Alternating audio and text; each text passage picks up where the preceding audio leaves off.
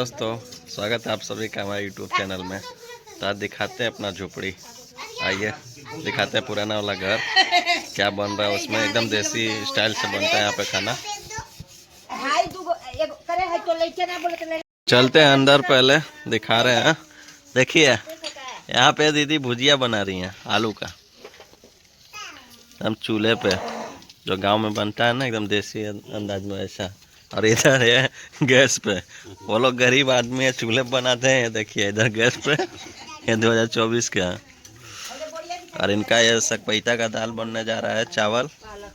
अच्छा पालक और दाल में ये आलू उबाले थे।